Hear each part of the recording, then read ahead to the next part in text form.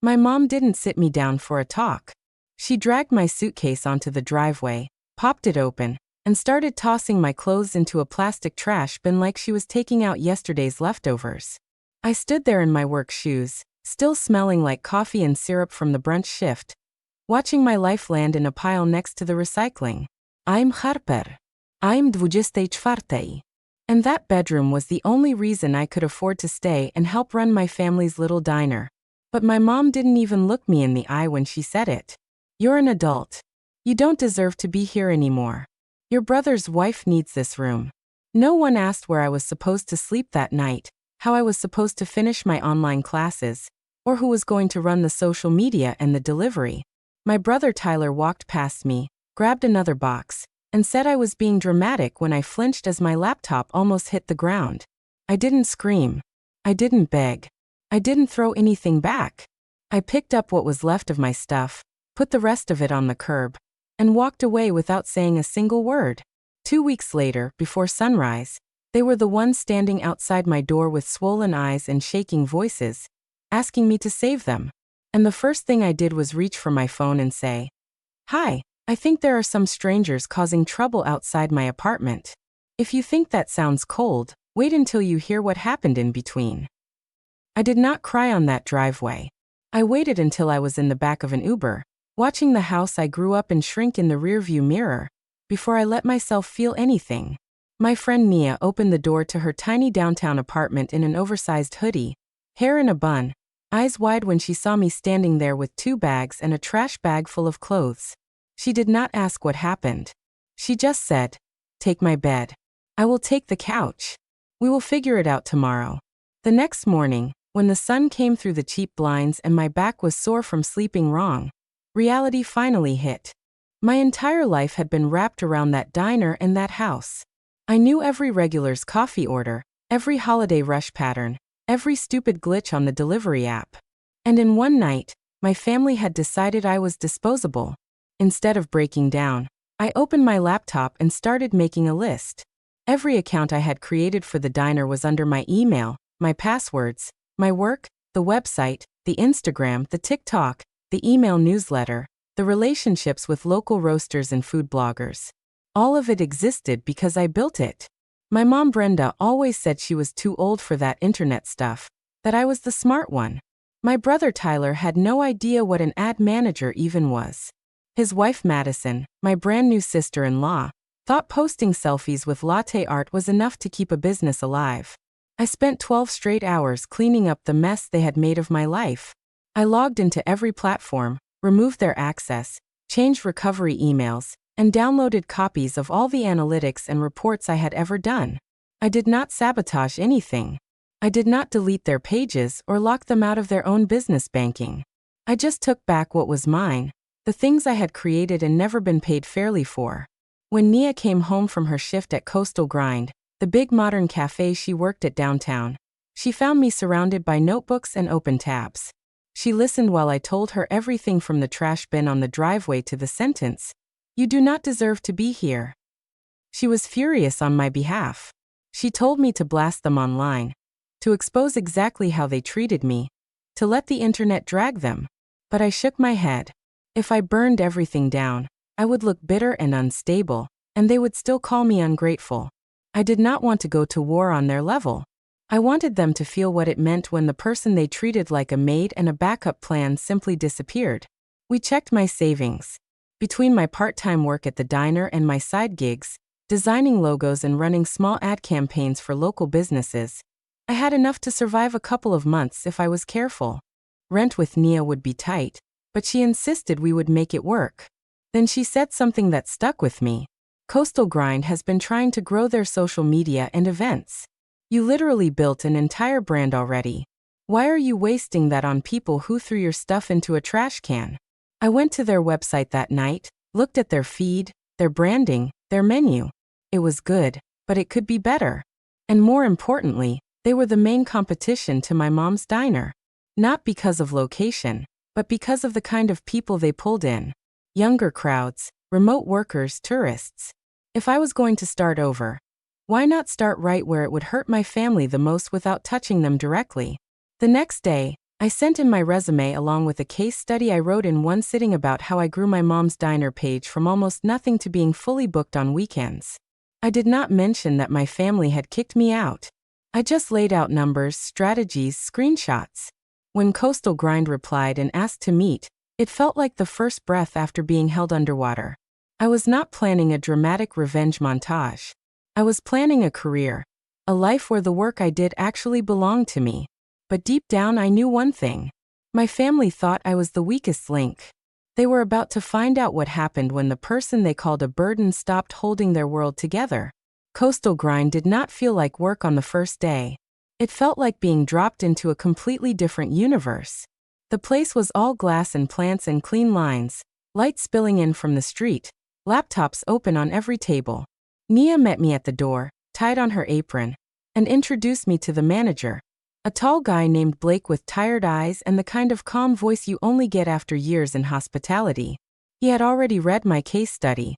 He asked me 3 questions about how I handled negative reviews, no-show influencers, and last-minute changes.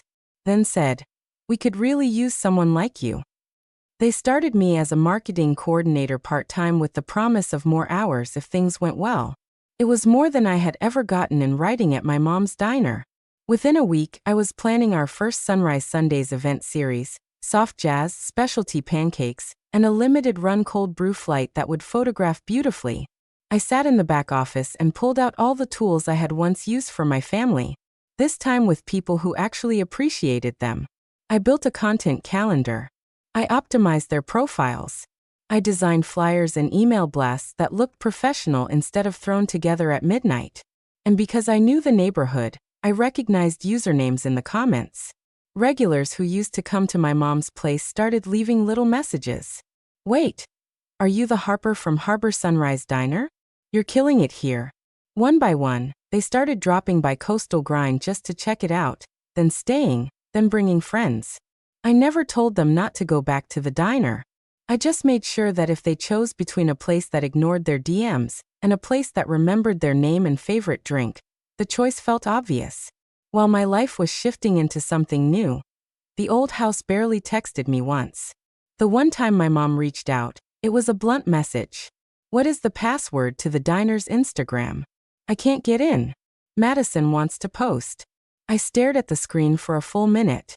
She did not ask where I was staying or if I had a job, just about access. I typed back, "Those accounts are under my name and my business. You can make your own." Then I blocked her number. A few days later, Nia came back from a grocery run, grinning. "You are not going to believe this," she said, falling onto the couch. She had run into one of our old neighbors near the house. According to them, Madison was already planning a massive makeover. She wanted to rip out the cozy old curtains in my ex-bedroom, repaint the walls white, add a full wall mirror, and build a customized vanity with built-in lights so she could film skincare routines and soft girl morning vlogs.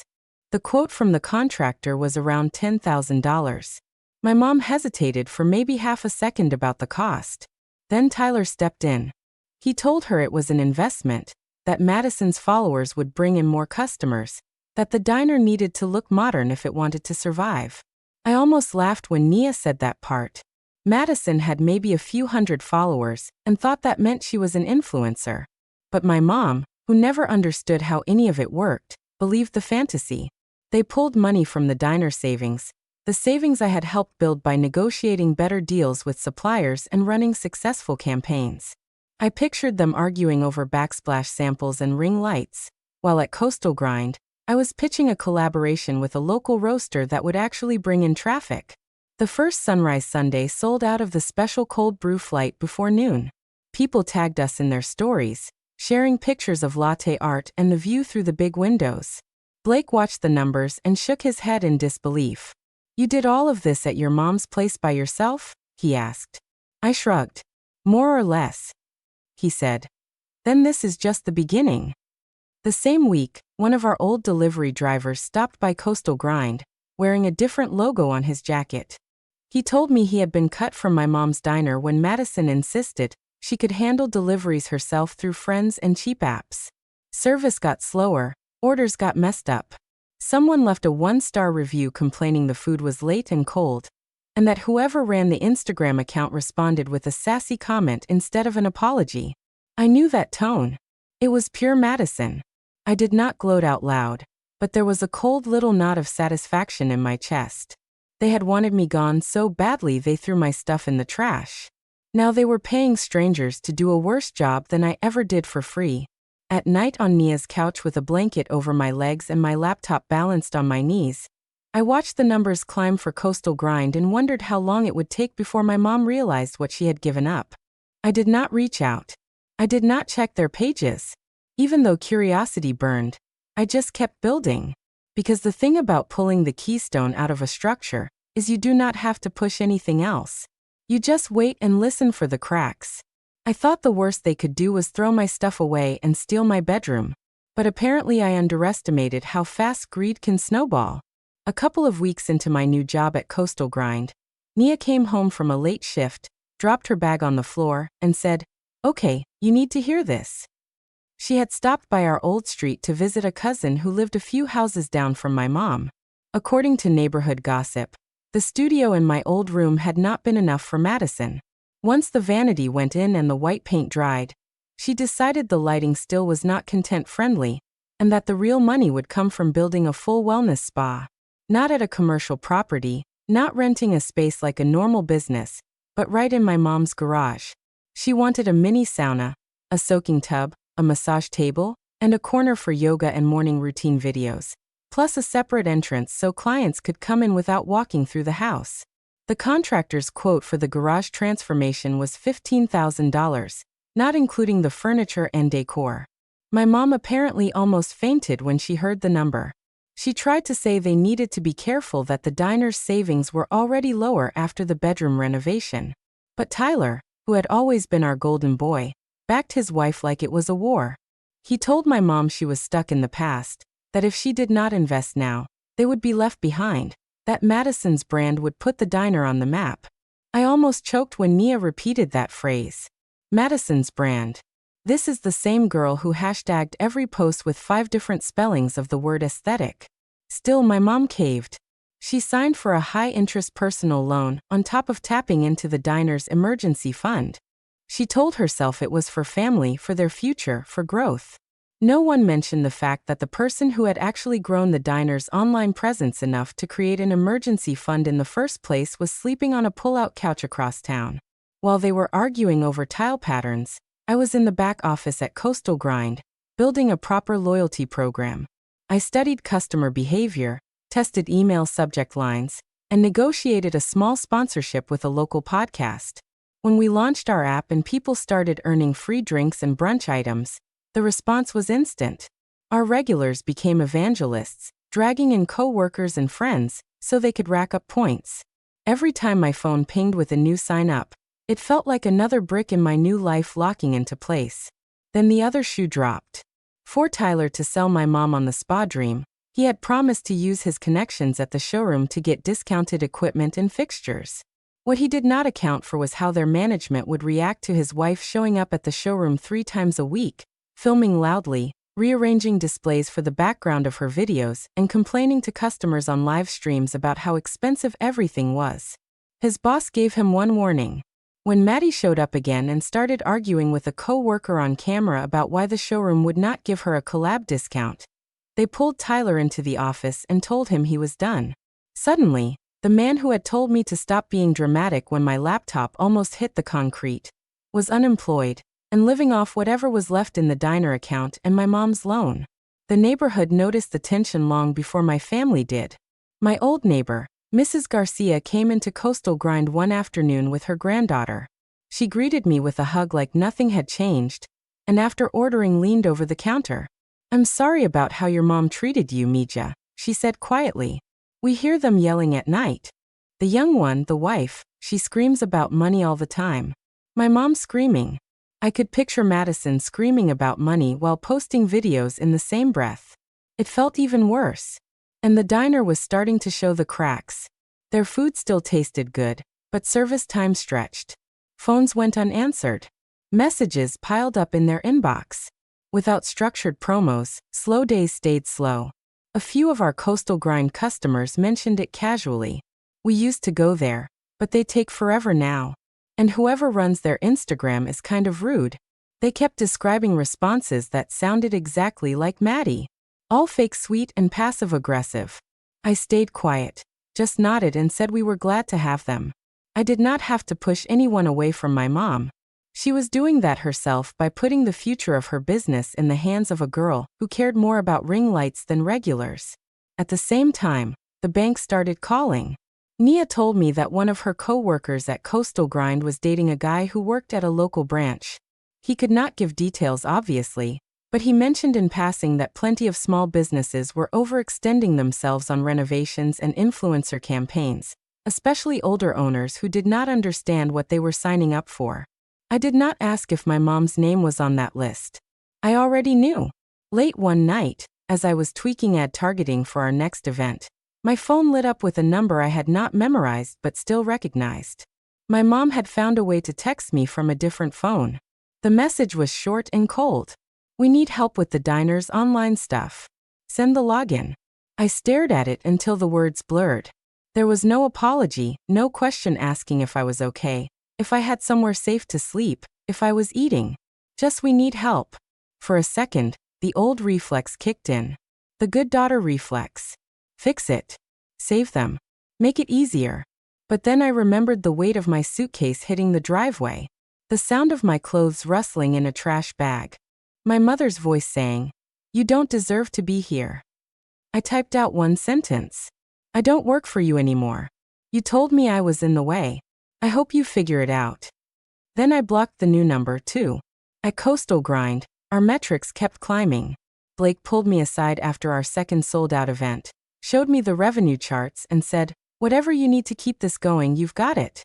Investments in better equipment, higher ad spend, expanded hours, all on the table." The contrast made me almost dizzy. One side of town, my family was drowning in debt they took on to chase a fantasy. On the other side, people were finally paying me to do the work I had been doing for free since I was a teenager. I was not sabotaging them. I was not hacking their accounts or lying to their customers. I was just no longer holding their fragile balance together. And without me, all the weight they had piled on top of their little world had nowhere to go but down. The thing about money problems is they do not stay quiet for long. You can paint over cracks and light candles to hide the smell, but eventually everyone notices something is rotting. It started with little comments from customers at Coastal Grind. People would mention in passing that they had tried to support my mom's diner, but the wait times were ridiculous now, or that they had ordered online and their food showed up cold. One woman said she had messaged the diner's page about a wrong order, and whoever replied had basically told her to calm down and stop being entitled. I did not have to guess who wrote that. Madison treated customer complaints like personal attacks on her brand. While she was arguing in Instagram DMs, the bills at home kept stacking up. The first big hit came when my mom went back to the bank to request another loan. The renovation for my old bedroom had gone over budget. The garage spa project was bleeding money. Tyler had been out of work longer than he admitted, and my mom had been using credit cards to pay vendors when the diner's cash flow dipped. She walked into that bank believing that because she had once been approved, they would help her again. Instead, she came out with a letter saying no. Too much existing debt, not enough collateral, income unstable. The interest on the loan she already had was climbing, late fees were kicking in. According to what I heard later through Nia's endless chain of cousins and co-workers, my mom went home that day and tried to cancel the garage renovation outright. It was not that she suddenly became financially responsible. It was that she felt the ground finally wobble under her feet. But by then it was too late. Madison had already ordered half the furniture and equipment on a credit card. My mom had co-signed for a gleaming chrome cart for skincare products, a fancy towel warmer, fake plants and minimalist wall art, glass jars for bath salts. She justified every purchase as for the business, but nothing made it into actual paying customers' hands. She filmed unboxing videos and morning routine reels in spaces that were still full of construction dust. Tyler, desperate to feel like the man of the house again, backed her on every swipe. "It is going to pay off," he kept saying. "You have to spend money to make money." Meanwhile, the diner was hemorrhaging reputation. Without a consistent social media strategy or decent customer service, slow days stayed empty. Food took longer as they tried to cut labor costs. Deliveries got delayed because Madison tried to manage routes herself around her filming schedule. One of our old regulars, Mr. Jacobs, a retired teacher who had been eating pancakes at that diner since before I was born, showed up at Coastal Grind one morning. He sat at a corner table, ordered coffee and a breakfast sandwich, then looked at me with something like guilt in his eyes. "I tried," he said. "I really tried to stick with your mom, but that girl she hired, the one always filming herself, she made me feel like an inconvenience for asking for my eggs to be reheated." His voice cracked on that last word. I refilled his cup and thanked him for being honest. I knew he was not the only one who felt it. When I finally broke down and checked the diner's page from a burner account one night, the change was brutal. Grainy photos, messy captions full of typos, defensive replies to negative reviews. The cozy neighborhood spot I had spent years polishing into something people were proud to tag looked like a parody of itself. While their digital presence crumbled, things inside the house were getting ugly. Hushed fights turned into screaming matches. Neighbors who once sat on their porches and chatted in the evenings now closed their doors and turned up the TV. The police were called at least twice when Madison went on loud rants about money and loyalty, and how no one appreciated her sacrifice. The same woman who had looked at my old bedroom and saw nothing but a blank canvas for her videos was now surrounded by half-finished projects and unpaid invoices. My mom, who had once prided herself on being a good neighbor and a solid small business owner, was becoming the woman people whispered about and avoided. And in the middle of all that, she still tried one more time to use me as a tool. She knew my numbers were blocked, so she cornered Nia after a shift one night, waiting outside Coastal Grind like a customer, but not coming inside. She asked how I was. When Nia said I was fine and working hard, my mom did not ask where I was living or if I needed anything. She went straight to business. She told Nia the diner was going through a rough patch, and that Madison was still learning social media. If Harper just comes back to help with the online stuff for a while, she said, we can get through this. She can stay in the guest room until things settle. The way Nia described it later made my stomach twist. That casual assumption that I would come running back to the same house where my belongings had been dumped into a trash bin, as if nothing had happened, as if she was doing me a favor. Nia told her no. She told my mom that I was building something new, that I had a job where people respected me, that I was not coming back. My mom's face went hard. She said I was being dramatic, that family forgives and moves on, that I should not hold a grudge over one bad day. When Nia told me all of this, I did not cry or scream. I just felt a kind of exhausted clarity. My mom did not miss me. She missed what I had done for her. She did not want her daughter back. She wanted her unpaid social media manager back. At Coastal Grind, things were moving in the opposite direction. Our app numbers were climbing. Our events were selling out. I convinced Blake to hire back the old delivery driver my mom had let go. He knew the neighborhood, knew the people, and he was thrilled to be treated like a human being instead of a disposable service.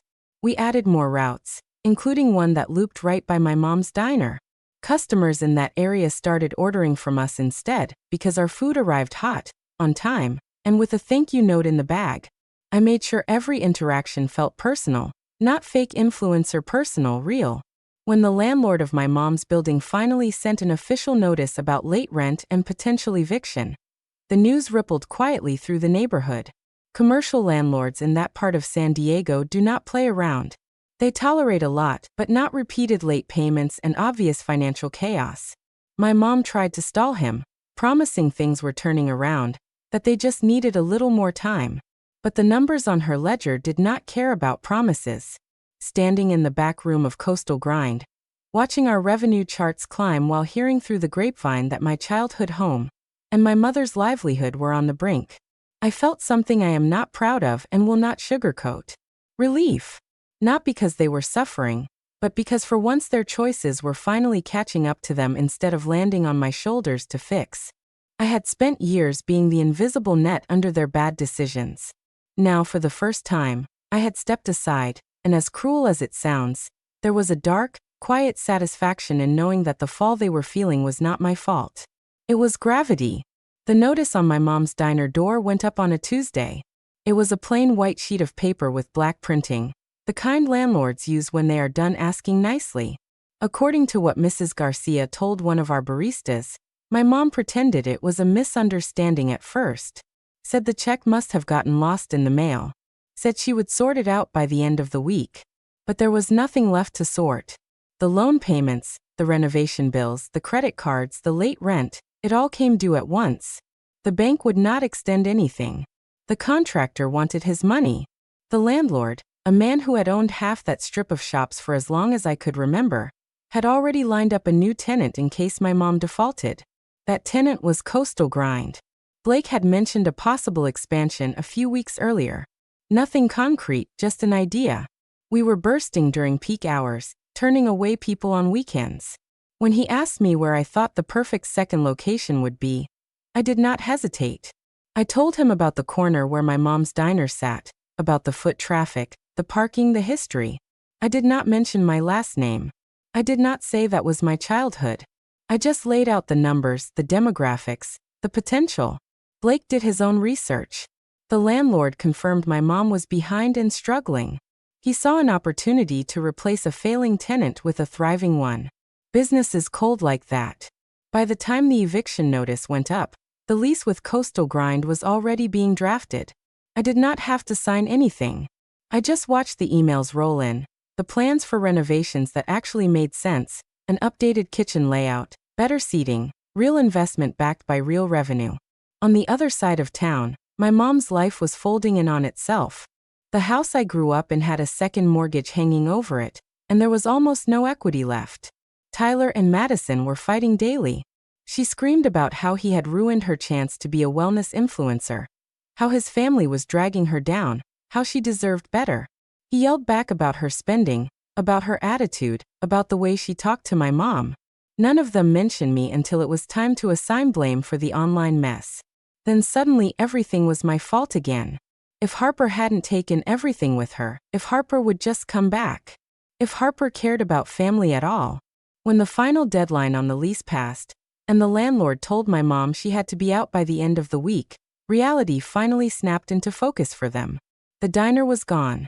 The house with no steady income to support its mortgage and mounting bills was next.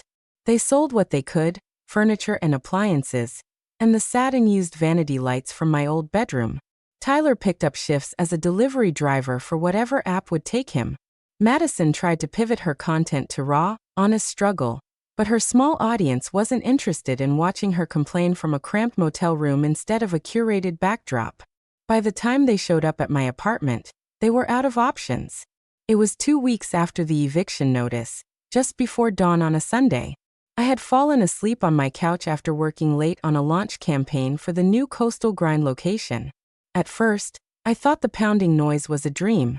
Then I realized someone was leaning on my doorbell and hitting the door with their fist over and over. My heart jerked into my throat.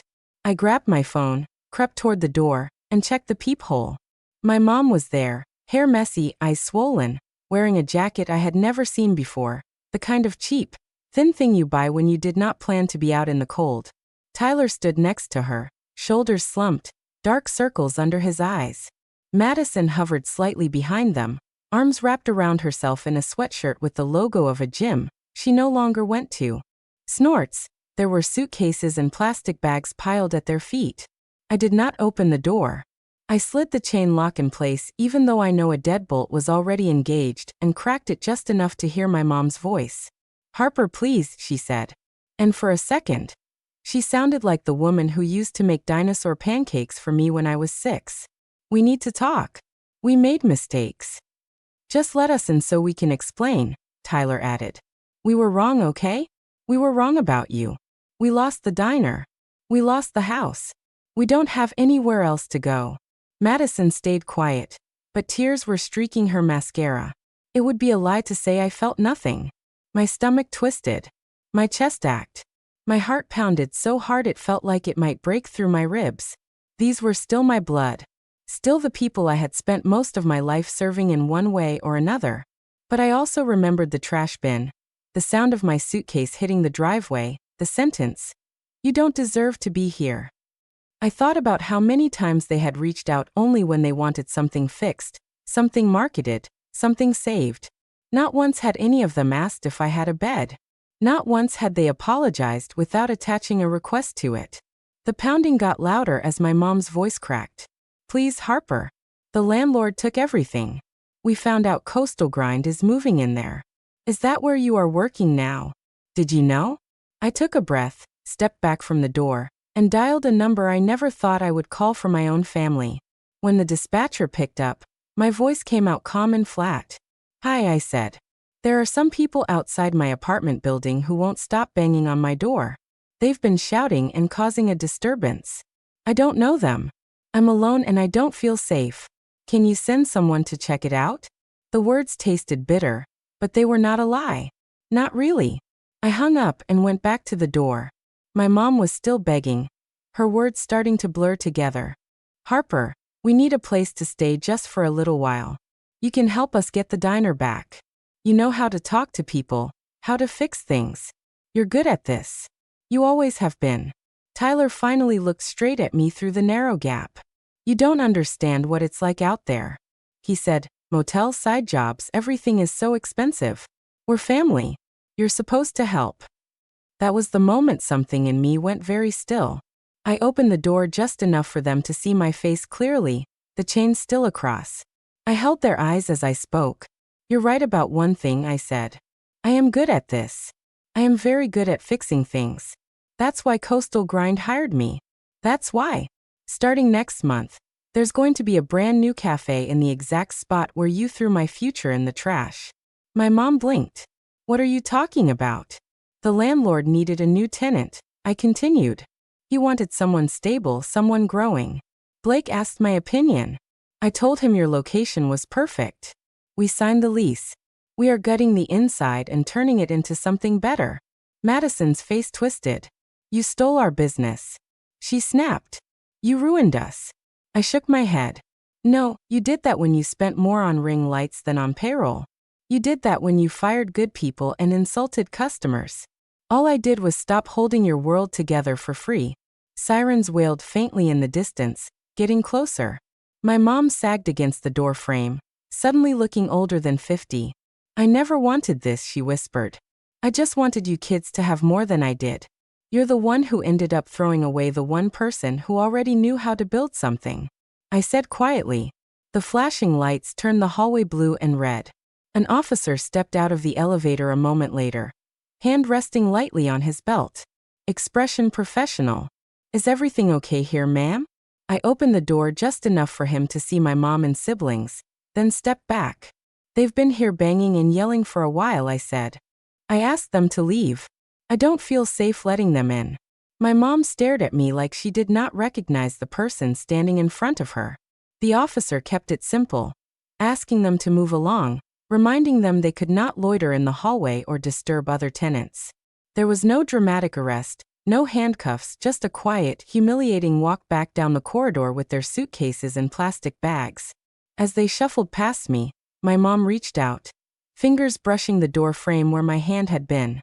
I'm still your mother, she said, voice breaking. I did not flinch. I just met her eyes one last time. You told me I didn't deserve a place in your home, I said. Now you know what it feels like to be on the other side of that door.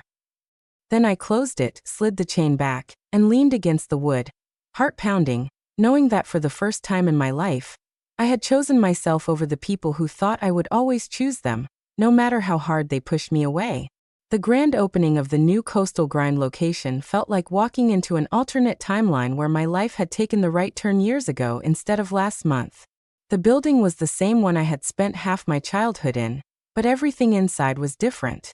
The greasy carpet was gone, replaced by polished concrete and warm wood. The old sticky booths had been swapped for bright tables, soft chairs, and a long bar facing the windows. There were plants in the corners, soft music playing, and the smell of good coffee and fresh pastries instead of burnt oil. The only thing that stayed the same was the way the morning light poured in through the front windows. The same windows I had once wiped down after school while my mom counted cash in the back. Now I stood near the entrance with a Coastal Grind badge clipped to my shirt and a tablet in my hand, watching people file in. Some curious, some already loyal to our first spot. A few faces from my old life blinked when they saw me. "Isn't this where your mom's diner used to be?" one of them asked gently. I smiled and nodded. "It is," I said. "Things change. Life moves on. And sometimes it moves in the direction it should have gone in the first place." We had worked on this launch for weeks. Special menu items, local art on the walls, a fundraiser tied to opening week where a portion of profits went to a homeless outreach program downtown. It felt intentional, like we were putting something back into the city instead of just taking up space. Blake gave a short speech about small businesses and community and growth. When he thanked me publicly for leading the strategy, people clapped, and I felt my face go hot. There was a time when I would have shrunk under that attention, worried my mom would roll her eyes, or tell me not to get a big head. This time, I let myself stand there and take in the sound. I did not invite my family to the opening. I did not send them pictures or rub anything in. I found out later from Nia that Tyler had picked up a job loading trucks in a warehouse on the edge of town. Madison left a few weeks after the motel episode, piecing together a half-believable story online about needing to prioritize her mental health while quietly following a guy with a bigger paycheck to another state. Her accounts went quiet after that. No more unboxing videos, no more morning routines, just a final post about fresh starts that got fewer likes than she hoped for. My mom ended up in a small apartment a few miles away from the old house, the kind with thin walls and a balcony just big enough for a folding chair. She got a job as a line cook at a chain restaurant, flipping burgers under someone else's clock, taking orders instead of writing her own specials on a board. Nia spotted her at a bus stop once, uniform in a plastic bag, staring at her phone like she was hoping for a miracle message that would set everything back the way it was. There were moments sitting in the back office of the new cafe after close when I thought about calling her just to hear her voice, just to see if maybe losing everything had humbled her enough to listen instead of accuse. But every time I came close, the memory of that trash bin and the words, "You don't deserve to be here," rose up like a wall. Love without respect is just a softer kind of control. I was done being controlled. Instead of pouring energy into fixing people who did not see my worth, I poured it into the community we were building. We hosted resume workshops for teens who wanted their first job. We ran donation drives for shelters. I started mentoring a couple of younger baristas who were interested in marketing, teaching them how to run basic campaigns and read analytics, so no one could dismiss them as just kids playing with their phones. One night, closing alone, I sat at a corner table and thought about everything that had happened. From the driveway to that hallway with the police lights. I realized the real revenge was not the lease or the eviction, or even watching my family face the consequences of their choices. The real revenge was the life I had built that did not need their approval to be real. People love to say blood is thicker than water. Like that means you owe your family unconditional loyalty, no matter how badly they treat you. But here is what I learned the hard way. Family is not just who you share a last name with. It is the people who show up when you are standing in a doorway with 2 trash bags and nowhere to go. It is the friend who gives you her bed and takes the couch without making you beg. It is the boss who reads your ideas and sees potential instead of free labor. And it is you choosing every day to protect the version of yourself that survived being told you were not enough. I am not saying you should cut off everyone the first time they hurt you. I am saying pay attention to patterns. Pay attention to who only calls when they need you to fix something. Pay attention to who throws your future in the trash and then expects you to rescue theirs. Sometimes the bravest thing you can do is walk away without burning anything down, and let people find out what their life looks like without you holding it together. It is not about being cold. It is about finally understanding your own value. So if you have ever been told you were a burden, or that you did not deserve to be where you were, ask yourself this. What would happen if you stopped apologizing for existing and started building something that was yours, even if it meant leaving them behind? And if you have your own story about family taking you for granted until it was too late, share it. Someone out there needs to know they are not the only one standing on a driveway with their whole life in a trash bag about to choose themselves for the first.